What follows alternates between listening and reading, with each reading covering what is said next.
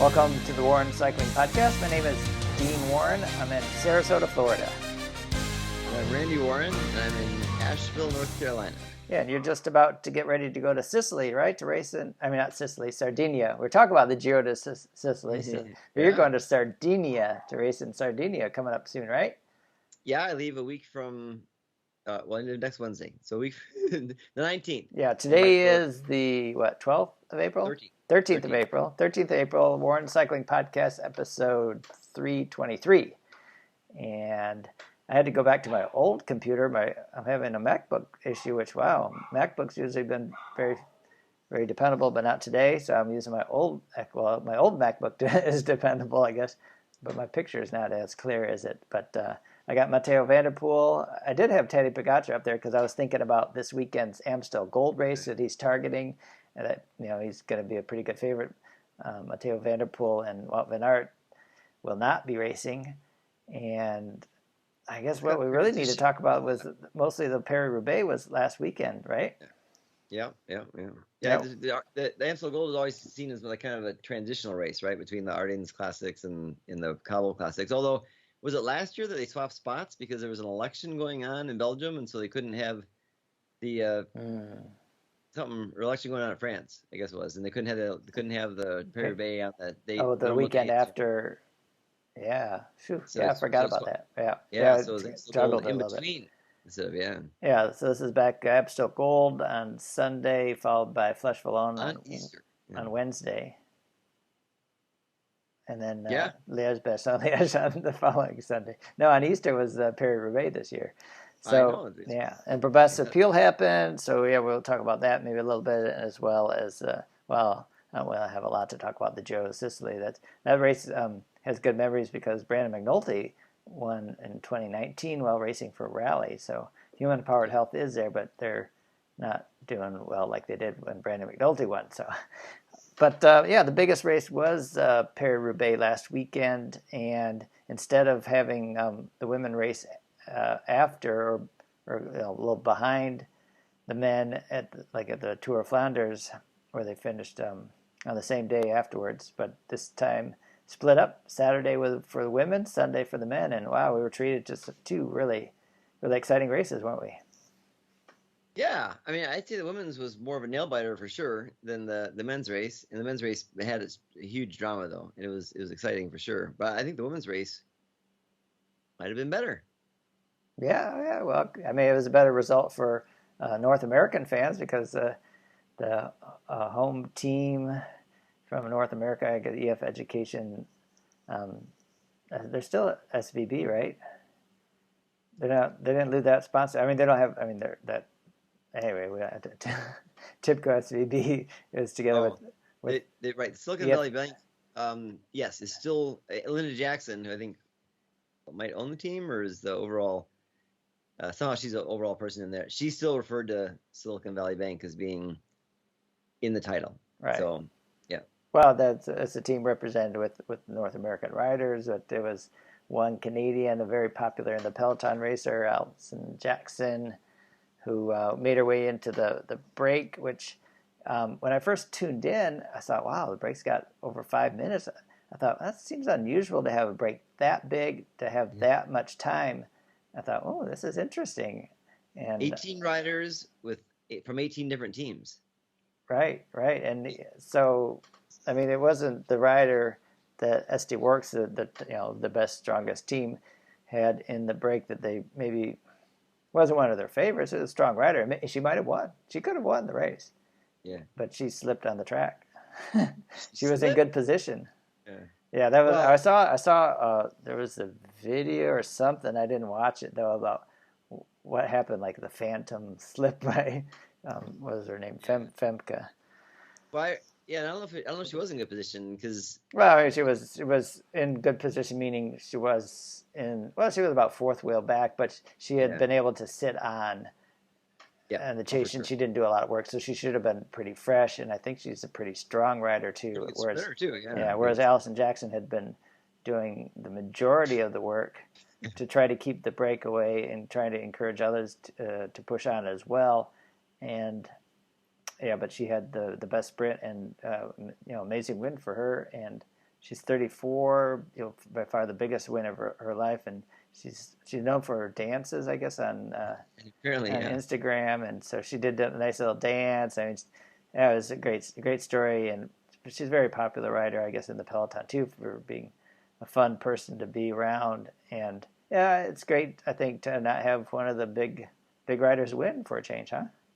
Yeah, and EF was saying too, it may be the biggest win in their team's career, certainly the women's team's career, but it was huge for the team overall, the overall organization as well. So it was phenomenal, and it was phenomenal because so apparently she has a good sprint. She's known for a good sprint, but she was doing so much work. I mean, out of that break, not only was SD sitting on, but there was several other teams sitting on too. There was basically 4 people doing all the work, and I think, like you said, Allison was probably doing the most work, and yet, so I thought it's too much. And then, she played it great. The Mavic rider who led out the sprint ended up, I think, 4th or 5th. She didn't end up on the podium, and Allison was on her wheel, and so I thought, she maybe gets by her, but someone's going to come by her. But yeah, it was a great sprint, and it was. Allison, she rides the track too, right? She has some track experience.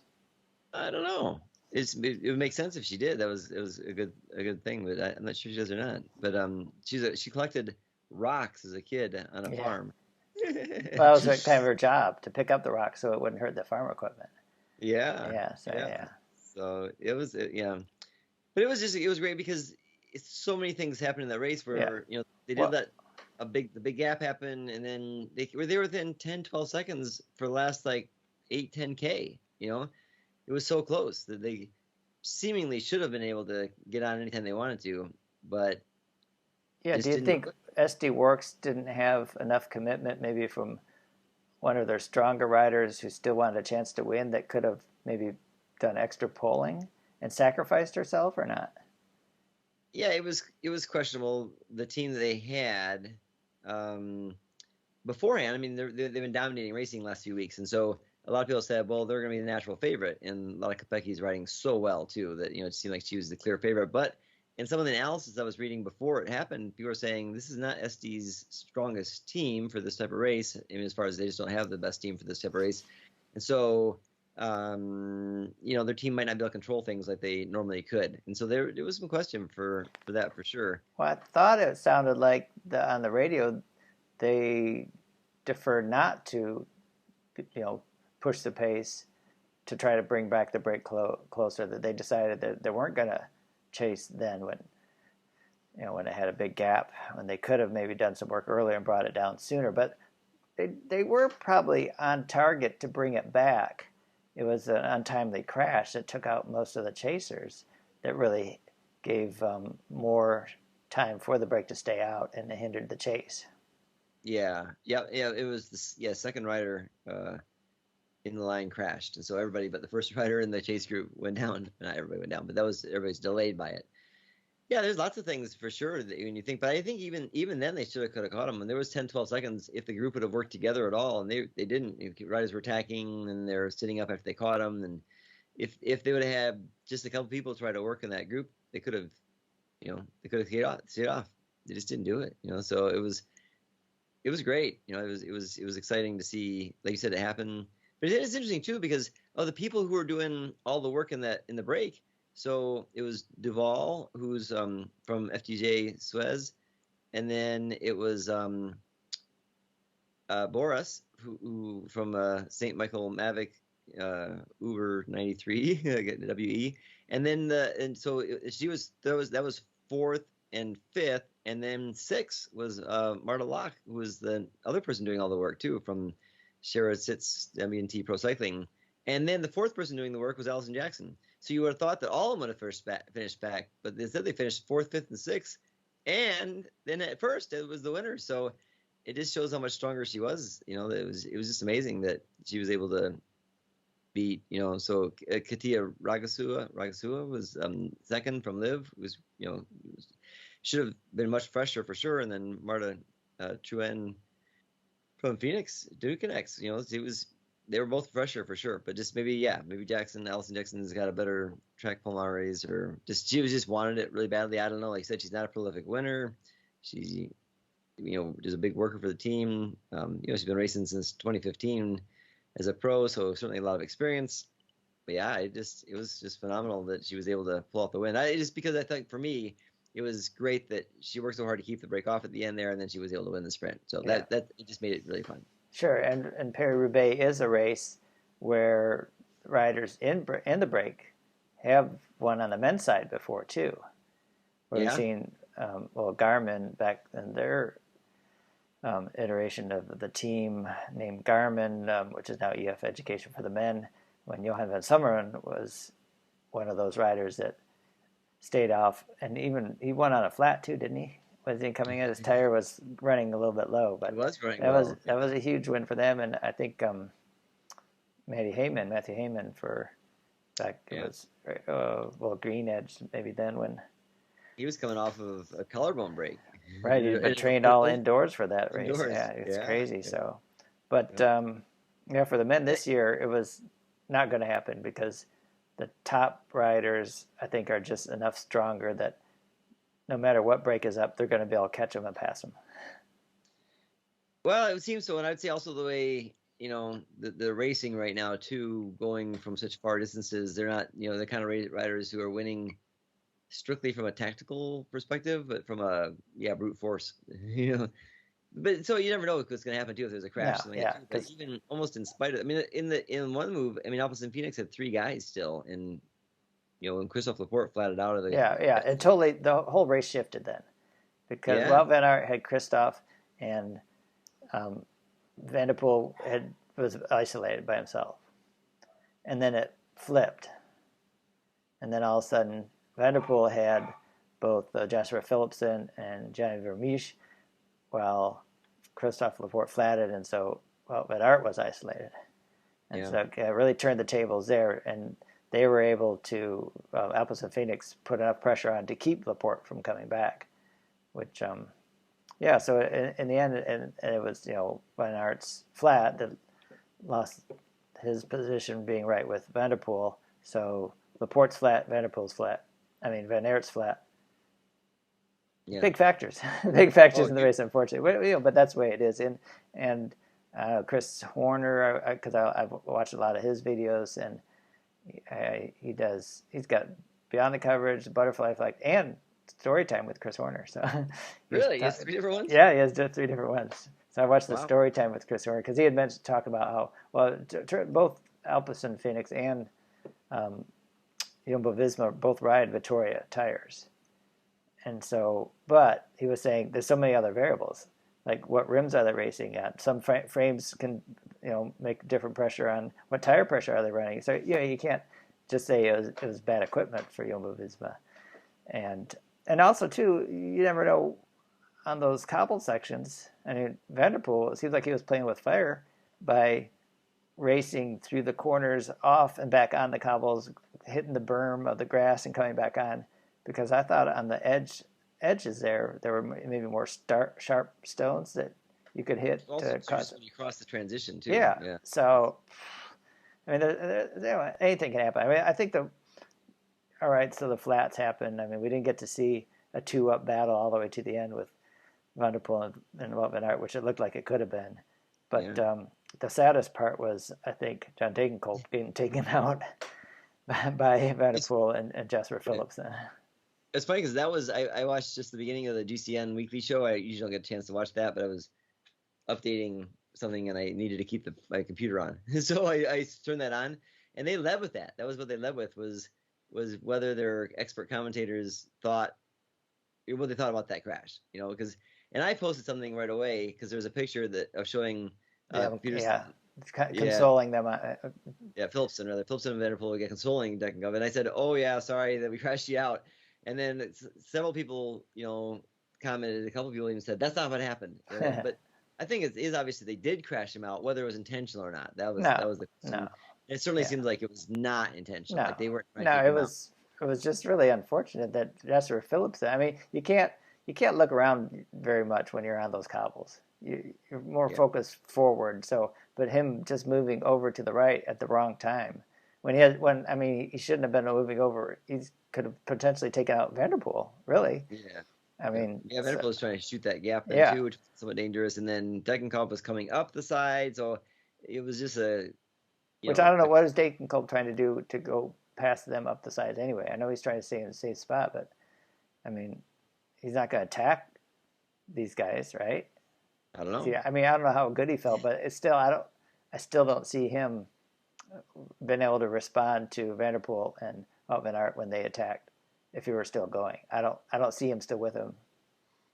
It's hard to say. I mean, he's a former winner. Yeah, so I mean, he was on a great day for sure, but I don't think anyone else is on that same level of Van der Poel and Wout van Aert. Yeah, no, it would seem like no, unless Tadej comes over and starts to do this kind of, which he thinks he will do Roubaix eventually because he's trying to go for all 5 monuments. Although now Matteo Van der Poel's got 3 monuments too, so they're equal on monuments. Whether Van der Poel could ever win Liège-Bastogne-Liège, probably. Yeah, maybe. Yeah. Lombardia, much more Lombardia, difficult. a little bit less so, maybe. Yeah. But yeah, that's you never know. Sure. But he won't probably win the Tour de France or the Giro d'Italia and the Vuelta a España. No, I definitely have the 5 monuments are more within reach of getting a 3-week tour. So he definitely has I think the ability to win a 1-week tour, like Tour de Suisse. I think if the right things came together, he could win that kind of stuff, or even Paris-Nice, something like that too. But yeah, for the extended multiple day after day climbing, you can only suck it up so much when you're that big of a rider, I think too. So yeah, he's not gonna do that for sure. So yeah, I mean, I think Pogačar definitely has a better chance of winning all 5 monuments and all 3 Grand Tours, than better chance than anyone right now. Yeah, but they said right now Matteo Van der Poel too is the highest winning percentage of any rider ever doing the monuments, the 5 monuments. He's never finished outside the top 10, and I forget what else, but it was the highest winning percentage of anybody, starts having done at least so many, too. So the other advantage Tadej Pogačar has that he's a few years younger than Matteo Van der Poel as well. He's 27. Is it Van der Poel? 27, 28? I think so, yeah. Yeah, Tadej's 24. Yeah. Yeah. And I kind of want to go back and watch the GCN Monday show because they said, is this the golden age of cycling? We do have a lot of really spectacular racers out there not being dominated the whole scene. When Merckx dominated. He was the dominant rider in classics, in Grand Tours, and everything. And we don't have that at all. We've got, people doing different Grand Tours, and even Pogačar got beat last year by Vindigo. And Vindigo, I mean, I don't know how much we'll talk about did we get to the end of the Basque Country Tour last podcast? I don't think we did we? But he put on a show there for sure of domination. We were almost there. We knew he was riding heads above the rest there, but how does that compare to how strong Pogačar's riding, and how will they be in July after being strong right now? And I also was just thinking today about Tadej Pogačar being so strong. I mean, he did really well at Paris-Nice, and of course before then as well, and at Flanders. But how long can he hold this? I mean, can he hold it for 2 more weekends in between? We'll see, I guess. I mean, even if he's not at his very top, maybe if he's just a little under, he can still probably be pretty competitive at these races, I guess, too. Oh, for sure. Yeah. And I would say his fitness might be different now than it will be at the Tour. So in the Tour, he's trying to be fit for a 3-week race, and so that requires a different type of fitness than being able to have a really good day every couple weeks. So and he's a little heavier now too, I believe. Oh, is he really? Yeah. I wonder if he'll try and lose that weight before the Tour. I think so. Yeah, I think normally. He will. Yeah. But at the same time, when you lose weight too, it depends how much he is. If he's lose power. Yeah. He's a kilo or 2. Yeah. He's gonna. That's one thing, but you see back in the day when Bernard Hinault or Greg LeMond, people like that would be 6 kilos above their weight, their racing weight sometimes early in the season. That's like almost 20 pounds. That's a lot. And they would. Yeah, you didn't give the biggest example of the person that came in the heaviest in the beginning of the season. That had the. Oh, this season? Huh? This season? No, not this season. Oh. I mean, back in the late '90s, early 2000s. Jan Ulrich. Yeah, Ulrich would notoriously putting on too much weight over the off season, which. Yeah. Yeah. It takes a lot out of you to lose that weight too. So, yeah. So I'd say Pogačar definitely isn't I wouldn't think I don't think he's not much, just a little bit. Yeah. More than 2 kilos over is what me. I'd say 1 kilo even. But that it does make a difference though too. I mean, I know sometimes if if I lose 5 or 6 pounds, 5 pounds, 4 pounds even, that can be a little bit of a difference, in the pure climbing. And I don't really lose power for that little bit. If you lose, if I try to lose 10 pounds, for sure, Yeah, lose that's power. a big difference. Yeah. Yeah. All right. Yeah. Let's see. We only had one American on the male side at the Paris-Roubaix, Magnus Sheffield, and he didn't. Was he 70 something? Yeah, he wasn't up. Didn't get to see much of where he was. I think 92nd. Maybe earlier podcasts I had thought that Filippo Ganna would have a good chance, and he had a good race. He was up there, but towards the end, he made the final selection. Really, yeah, he did. Yeah, he was up there, but towards the end, he didn't quite have enough left. So because he's the kind of guy that you and it's Stefan Kung, similar type rider too. Right. They're both there, and neither one of them could make the difference to bring back people. And Mads Pedersen rode a fantastic race, and he is less like he's more like Wout van Aert and Matteo van der Poel for sure. But really, I mean, the biggest surprise has to be Philipsen, don't you think? I mean, he's a sprinter. And Degenkolb. I mean, we already talked about it was a special day for him to be up there, a former winner. But yeah, Jasper Philipsen, wow. And for them, are they a World Tour team this year? Didn't they move up because of they are? I was just thinking because, I mean, they're a team that was built really Matteo van der Poel. Oh, right. When they first. Yeah. And he had and he could dictate what he wants to do that way too. Yeah, and he had a chance to move to a different team, and he chose not to. He chose to stay with them. So. Yeah, they've got a pretty good setup. Yeah, yeah. I mean, it's a lot of it's around him too. I think he had signed a contract right with a different team, and I think he was in some litigation at one point. Mm-hmm. Because when he was on Corendon Circus, they were a pro continental team. So first a continental team, then a pro continental team, and then I forget what the story was, but I think he had either signed a contract or somehow he had to get out of something, and then all of a sudden Phoenix, was the Cornerline Circus. I think they morphed into them, and then it was just a team that was he was the big star for sure. But now kind of like Bora with Sagan, they built a really really good team. Right, and then they got good riders that had a lot of success in races as well. Yeah. It's definitely not all about him anymore. No, I was just curious because I saw a post I think by Nielsen Paulus's father about Nielsen Paulus being in the top 10 ranked rider now, UCI points. Wow. And I thought I saw on Pro Cycling Stats, so I looked at the rankings, but I think they base on their own point system. He was like 7th. So, yeah, amazing. He's having a phenomenal year. Yeah, he's going to be a new dad this year, I guess, and in October. Yeah. So, yeah, he's just that things are going well for him. So yeah, I don't know. Is he doing any of these races coming up? I want to say he's doing.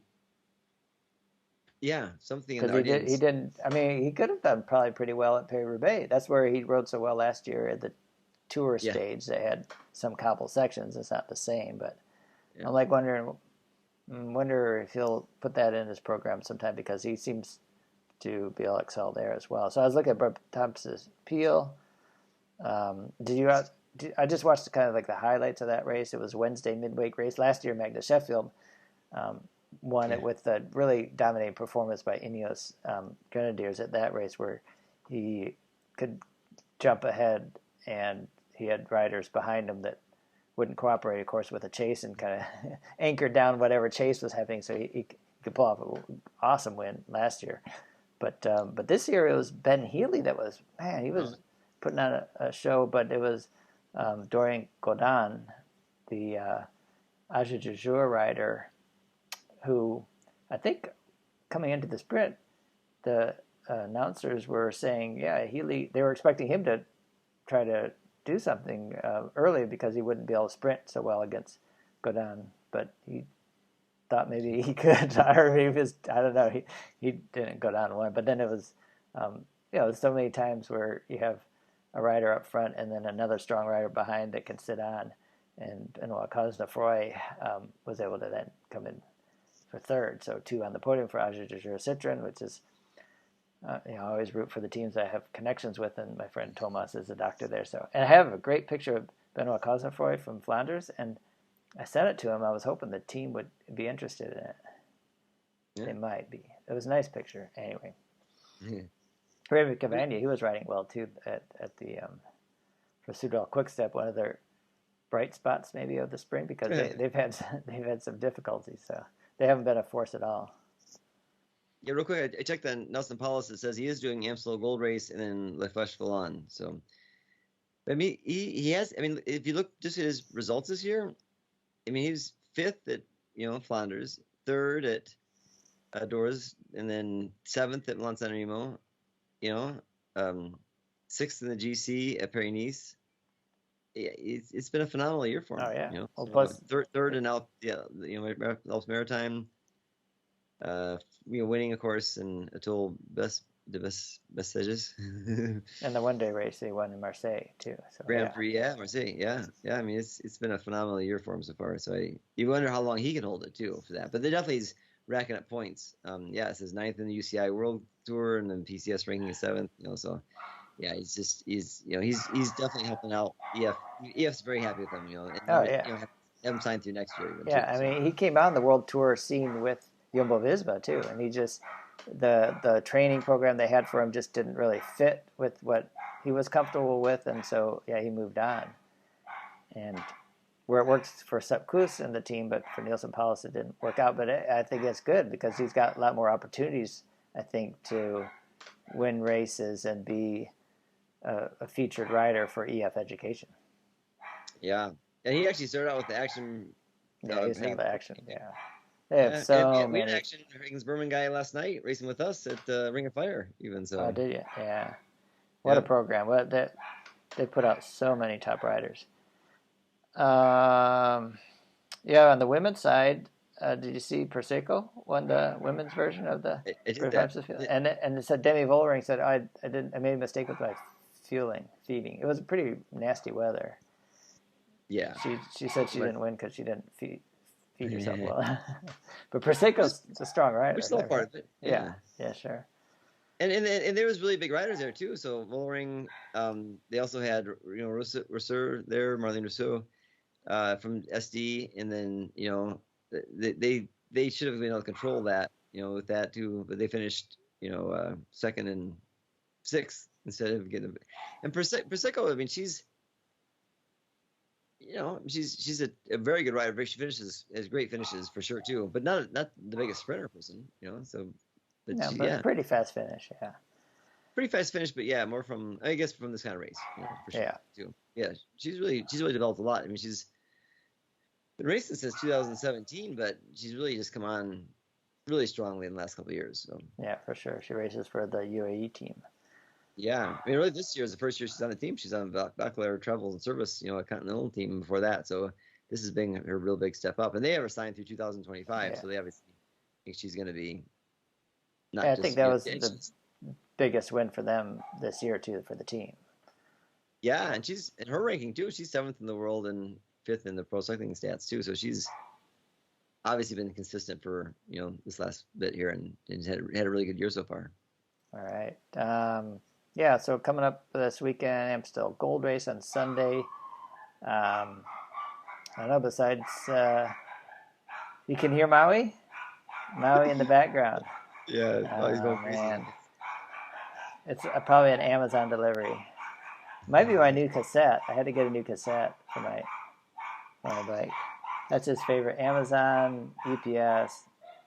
Neighbor's dog sometimes gets him pretty crazy, but we met him yesterday walking. And it's so funny. He can be so crazy inside, barking at the dog, and then we meet him on the street, and he's like perfectly quiet and dismissive, so. But Amstel Gold, besides Tadej Pogačar, who do you like for this weekend? I mean, if you look at this week, I think Cosnefroy is always up for I'm looking more for him for Flèche Wallonne. He's been close in that before. Cosnefroy's been racing really well. I haven't looked at the start list too, but Brian Coquard has been racing really well too. I wonder if he's doing that. He's been having some really good finishes, and so I think the really hard racing too much climbing is gonna be too tough for him. But in a lumpier race like Amstel Gold, I don't know. Soren Kragh Andersen, I'll put him as someone that's been riding strongly as a potential winner for Alpecin Phoenix. Mm-hmm. He'll be able to fly without having Vanderpool to go for work for. Pidcock's doing the race. Yeah, Sergio Higuita, he won a stage there in Basque Country. How about? I mean, Quinn Simmons is doing it. Yeah.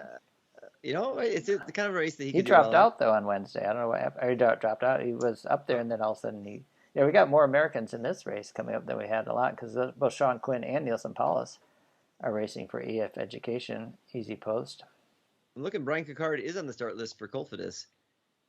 I put him as a dark horse for it for sure. All right. How about? I'll tell you one team. Alexei Lysenko is on the start list. He's racing at the Giro de Sicily, and I'm looking at the results of these riders that have won stages there so far, and they're not one of the big riders. I look down the list and see there are some pretty strong riders there.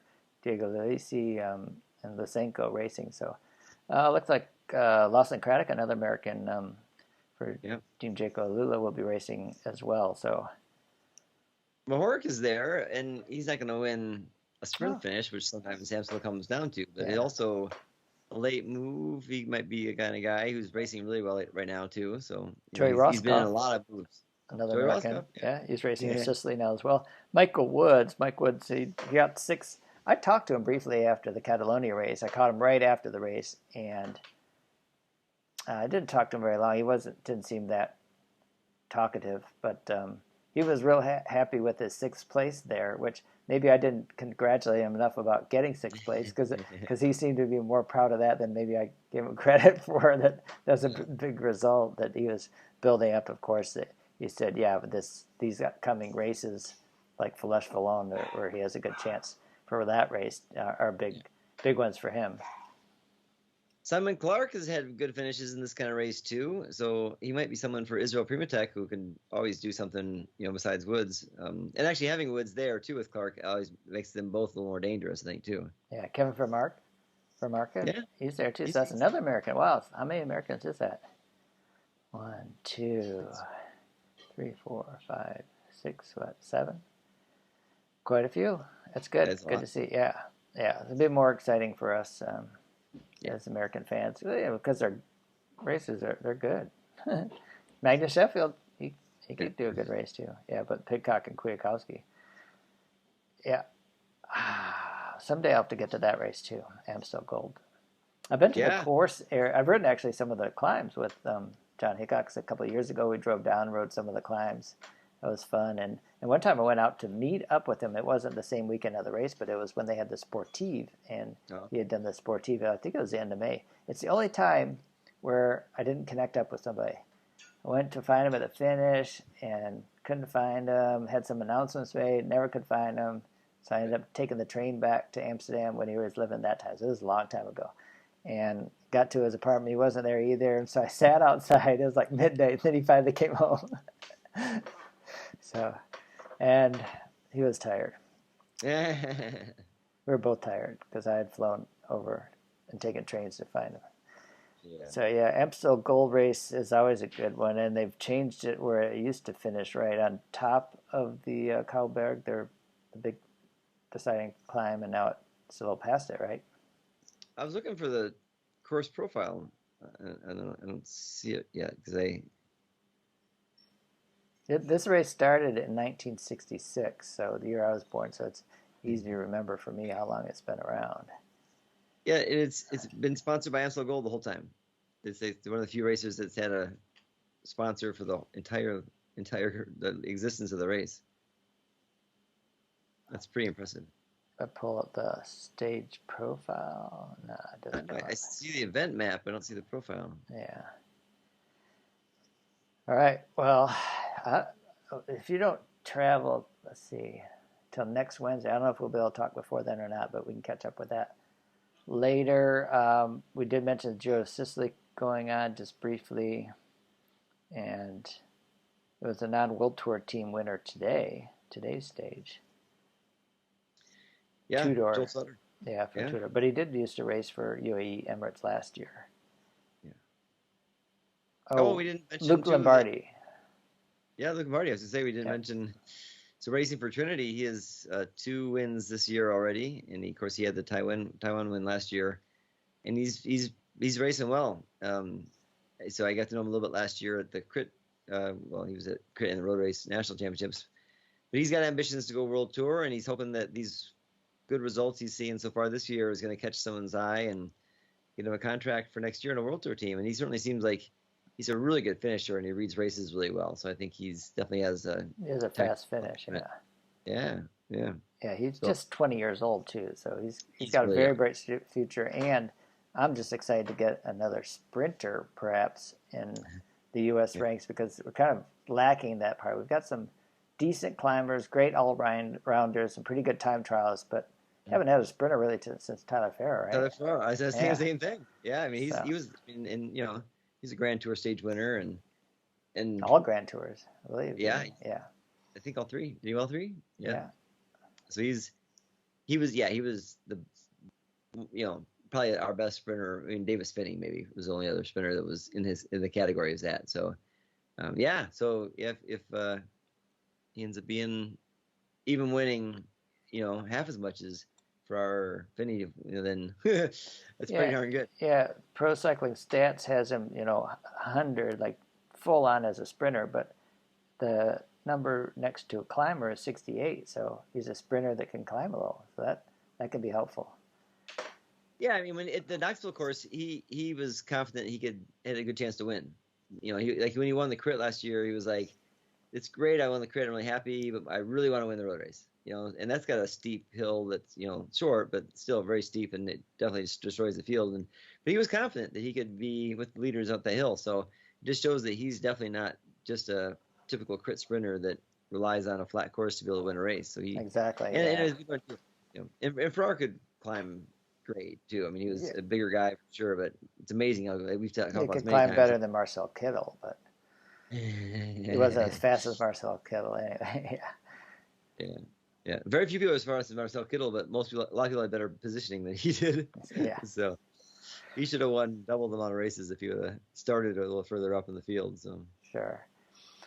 Well, we've covered, I think, all the races that I was looking through. We've just we didn't talk about NCL though. We should NCL and Redlands.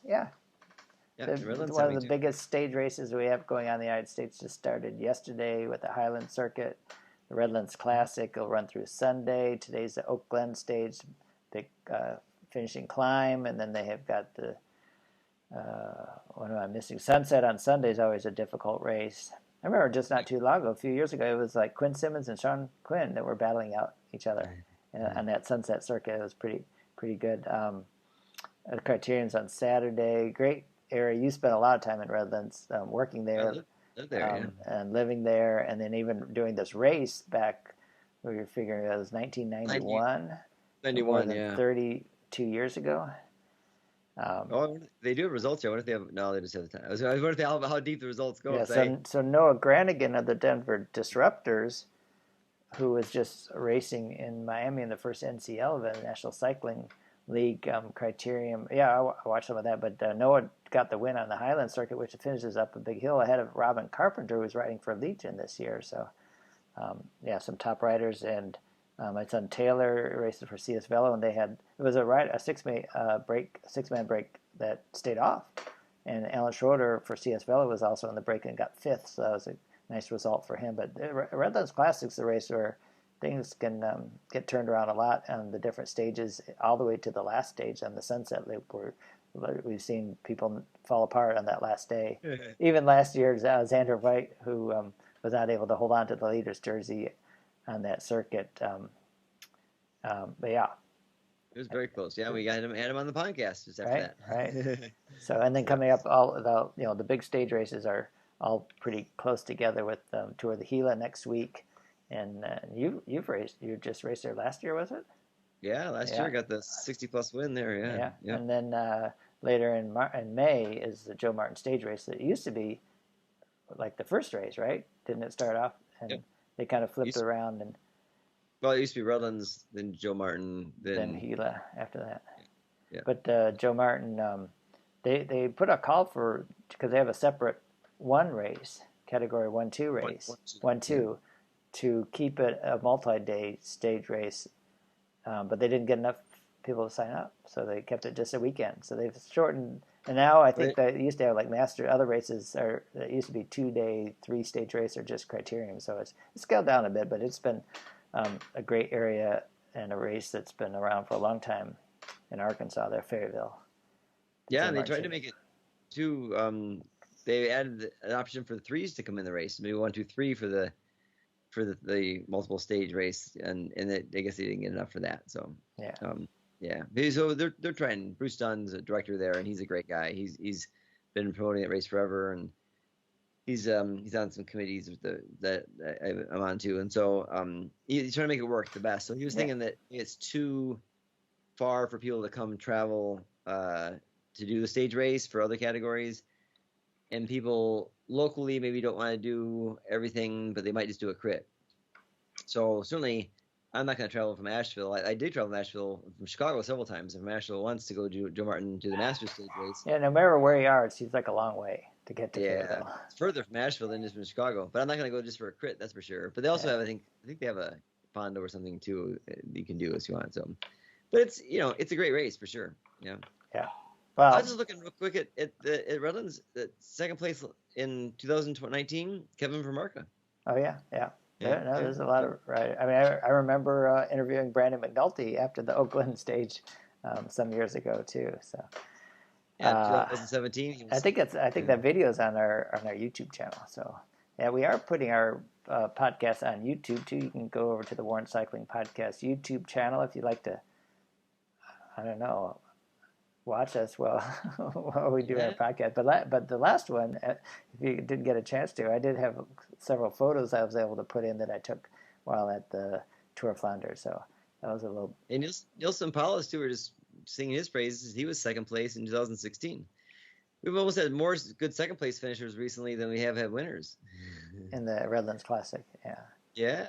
I mean, Matteo Dalchin from Canada won that year, and when McNulty won, Taylor Eisenhart won. Right, TJ Eisenhart. Vermarko was second. Corey Lockwood was first. So. All right, I think wasn't Taylor just racing against Corey Lockwood at one of those California races recently? He might have been. So Maybe. The NCL. Yeah, Taylor got third place. We'll just sing his praises a little bit. Third place at Marietta in the GC, and then third place at the California State Road Race. Right. So. Yep. So he's in fine form. He's team captain, so he's not going to be probably a high GC rider this weekend, but it's supporting the other CS fellow riders.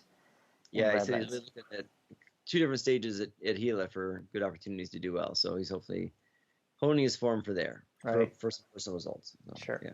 But the NCL, we did mention a little bit before, National Cycling League reboot. It's they've got teams that sound like the normal American sports teams. The Denver Disruptors, Miami Blazers, were racing in the first round, were huge prize money and different. Was it Miami Blazers or Miami Knights? Knights, maybe. I raced with a guy. I raced last night again with the Higgins Berman was there, but a Miami Knights guy was there. Oh, maybe it was Miami Knights, and yeah. Yeah, but it wasn't. But there's also another Miami team though too. There's 2 Miami teams. One's NCL and one's something else. So yeah, it was right from the go. Points every lap. 25. They shortened it from 30 to 25 laps. Women's race first. The points carry over to the men's because your partner teams. If you don't have a team that has both men and women's sections, you could join up with a women's team. So. But the Denver Disruptors, they really cleaned up, and you can substitute riders from the pits, but there were 3-2-1 points on every lap, and the finish is like 9-6-3, and I kept thinking, man, it seems like it would make it a little more interesting if they would stack the finish a little bit higher, so could really maybe give a team to do a little different strategy to try to get those bigger points right at the finish where they're used to racing, to win the finish, because the finish seemed a little anticlimactic in the end. But I mean, Denver Disruptors like a points race ran away with it, and well, I mean, it was the first time, so it's kind of a learning experience for everyone. But Miami Beach area seems like they had good turnout with the fans, and racing seemed to be pretty exciting. I don't know if it's helpful to really make the person that doesn't know much about it. I guess if they had a scoreboard up there that was always showing the teams and their points and how they're doing, they could follow it better. I don't know. Yeah, it wasn't Miami Nights, just for that one. But yeah, I think that too. I heard that the cameras, they need to coordinate those a little bit better on it too. And some people that I talked to said that if you weren't already a cycling fan, it might be hard to follow. Yeah. I mean, I guess it wasn't hard to follow as a fan already, but it was just kind of like, this is interesting. Every lap thing.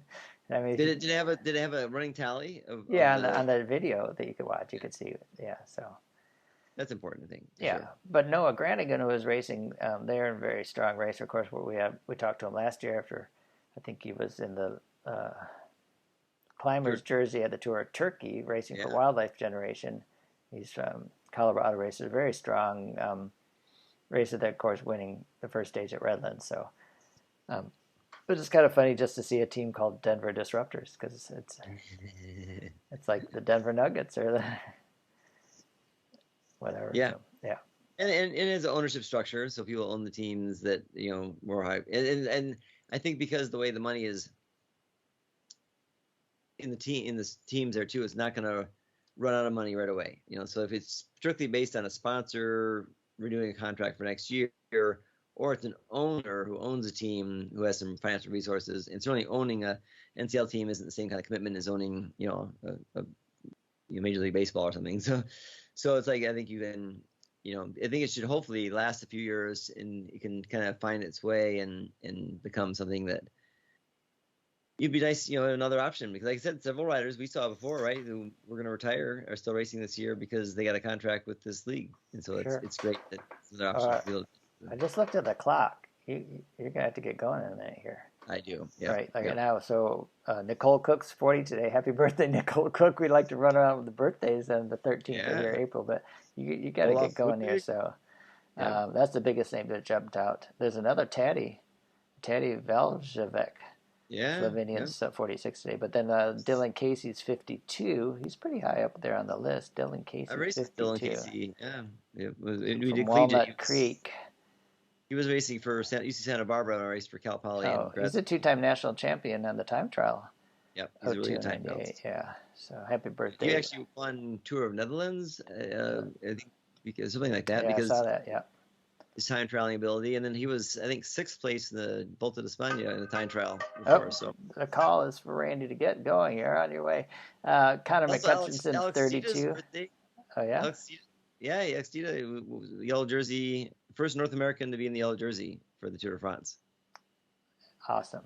Ian McGregor, 40, and Brian Jensen, 47. So some riders that are a little bit closer to our age. And now the Sean Myers, 27. All right. Did you say Connor McCutcheon? Yep, Connor McCutcheon, yeah. All right. Well, you go. You got to pick up Matthew, right? Yep. All right. Hey, well, I'm glad we could squeeze it in. Thanks, Randy. You have fun racing still coming up, and we'll talk about it later. All right. Thanks, Dean. Thanks. Bye now.